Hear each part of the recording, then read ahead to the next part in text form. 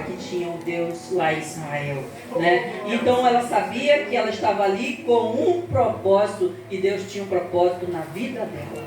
Isso que é ter uma identidade firmada, é viver sabendo que Deus tem um propósito. Amém. E o propósito que Glória a Ele tem Deus. com cada um de nós, o chamado que Ele tem com cada um de nós, o principal deles é ser servo do Senhor.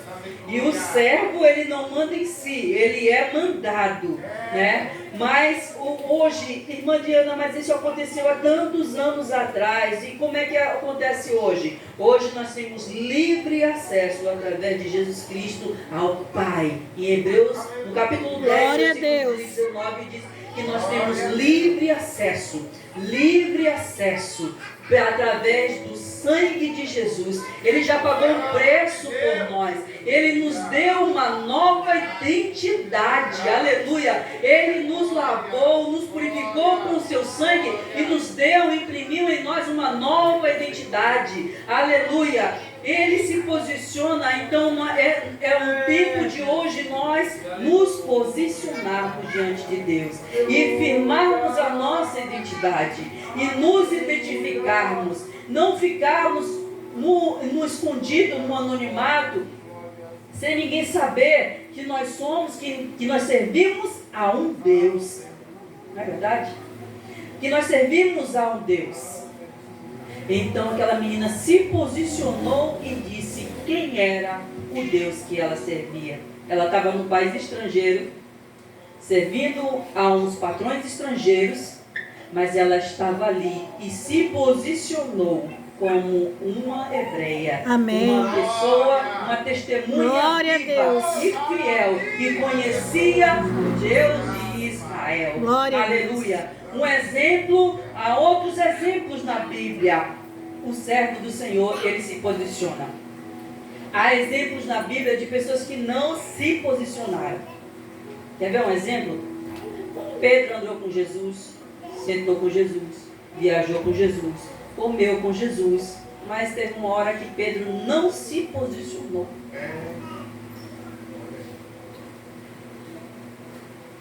Jesus chegou para Pedro e disse: Pedro, tu me amas? Ele disse: eu te amo, Senhor. Então, cuida das minhas ovelhas.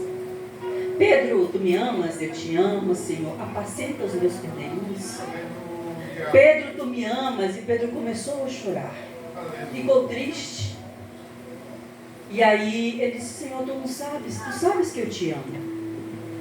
Mas Pedro andou sobre as águas, comeu com Jesus, tirou a espada, ainda cortou a orelha de um servo. Jesus curou o servo. Ele viu os milagres, ele participou da multiplicação dos pães 2 vezes. Mas quando ele estava lá no átrio da casa do Caifás, lá no Sinédrio, alguém disse: você não caminhava com o Galileu? Não, eu não. Ele negou Jesus 3 vezes. E Jesus já sabia e já o havia perdoado. Amém. E Glória a quando Deus. Pedro negou Jesus a última vez, o galo cantou, diz lá em Mateus, capítulo 26. E o galo cantou. E aí o Pedro se entristeceu e saiu imediatamente daquele lugar. Meu Deus, aleluia. Não é tempo de nós nos entristecermos, mas é tempo de nós nos posicionarmos e dizermos que somos filhos de Deus. Somos do Senhor, porque Ele nos resgatou, Ele nos comprou e imprimiu em nós uma identidade de filhos. Aleluia. E em Atos nós vemos no capítulo 2 e 37 um novo Pedro, um Pedro restaurado. Aleluia. Um Pedro já restaurado. O que o Pedro fez? Ele negou Jesus? Não, ele não negou mais Jesus. Depois que veio o Espírito Santo ali naquele lugar onde eles estavam reunidos, Pedro foi um dos que foi cheio do Espírito Santo e com toda a força e impetuosidade ele se levantou e ele começou a pregar e muitas almas foram rendidas por Jesus. E alguém disse: estão bêbados a essa hora da manhã? E Pedro disse: não, foi o Espírito Santo que os encheu e eles começaram a anunciar a Jesus a partir daquele momento. Então Pedro só se identificou com Jesus depois. Aleluia. E aqueles discípulos no caminho de Emaús, né? Depois daquela turba toda da crucificação, os discípulos, Jesus mandou que os discípulos ficassem em Jerusalém, mas eles se sentiram tão ameaçados, ficaram tão assustados com tudo o que estava acontecendo, que alguns deles até fugiram, como aqueles dois que foram para Emaús. E Jesus não havia dito, vão para Emaús, não. Jesus disse, fiquem em Jerusalém. Aleluia. Mas eles decidiram irem para Emaús, mas no meio do caminho, Jesus encontrou eles no meio do caminho. Sabe o que a gente vê? Muitas vezes a gente até se sente entristecido por algumas coisas que acontecem no meio do caminho, no meio do processo. Mas o Senhor é aquele que encontra a gente no meio do caminho e faz a gente voltar de novo no caminho, no lugar onde Ele gostaria que nós estivéssemos, no centro da vontade dEle, porque Ele é Deus e nós como servos temos que obedecer à vontade do nosso Senhor. O apóstolo Paulo também, ele nos fala, né, que nós, como servos do Senhor, ele fala para os coríntios para serem imitadores de Cristo. Quem aqui, quando criança, nunca brincou de imitação?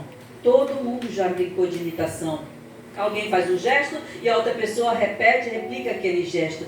O apóstolo Paulo, ensinando os coríntios, falou em 1 Coríntios 10:11, aos irmãos, sede meus imitadores como eu sou de Cristo. Paulo teve um encontro verdadeiro com Jesus no capítulo 9 de Atos, e esse encontro foi tão forte, foi tão real, tão impactante, que imediatamente ele foi imprimido nele a identidade de Cristo. Amém. Glória a Deus. Nos capítulos decorrentes do capítulo dos demais capítulos de Atos dos Apóstolos, ele, quando é perguntado pelos apóstolos sobre como é que foi, o que aconteceu, ele dá o seu testemunho, que ele encontrou-se com Jesus naquele caminho. Paulo foi imprimido nele a identidade de Cristo. Amém. Aleluia. Jesus imprimiu nele a identidade de Cristo. Então eu tenho certeza que se hoje nós fôssemos nos encontrar com o apóstolo Paulo e perguntasse para ele tudo que você passou, naufrágio, açoite, foi deixado como morto, foi açoitado várias vezes na prisão, foi aprisionado, acorrentado, picado por uma víbora, e mesmo assim, passaria tudo de novo? Eu acho que ele diria, com certeza, tudo e mais um pouquinho, porque ele passou e ele diz assim, eu trago no meu corpo as marcas de Cristo no meu corpo, eu me alegro pelos açoites que eu sofri, porque eu sofri não merecendo, não por merecimento, mas porque Ele me amou, e então ele sentia uma alegria tão grande de dizer que ele tinha as marcas de Cristo no seu corpo. É muito difícil ser, irmãos, e muito difícil mesmo. Eu sei porque é muito difícil, é muito difícil. A palavra de Deus nos orienta em todo momento para olharmos para Jesus e sermos como Ele é. Quem me ama, aleluia. Quem me ama, age como eu, aleluia. Jesus falou, aquele que me ama, obedece as minhas palavras. Aquele que me ama, tem prazer em fazer a vontade de Deus, porque ele sentia prazer em fazer a vontade de Deus. E em nenhum momento Jesus sentiu dúvida da sua missão, mas ele estava disposto a todas as coisas desde o princípio. Em Colossenses, no capítulo 3, e de que forma, irmã, eu me posiciono. Em Colossenses, capítulo 3, versículo 12, diz, irmãos, revistam-se do novo, que se renova todos os dias para o conhecimento. O que é este novo? Eu me revisto todos os dias da palavra de Deus.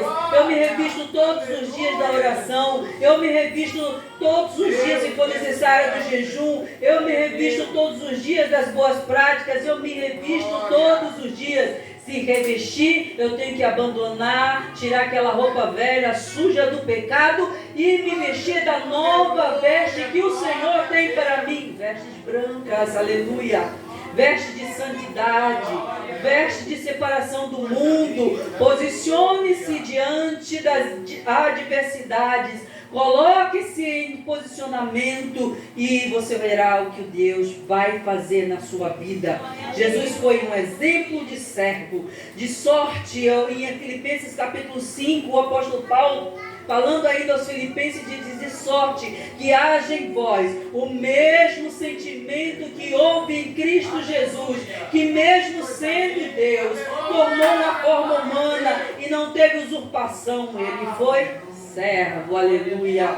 Você lembra quando Zaqueu foi procurar saber quem era Jesus?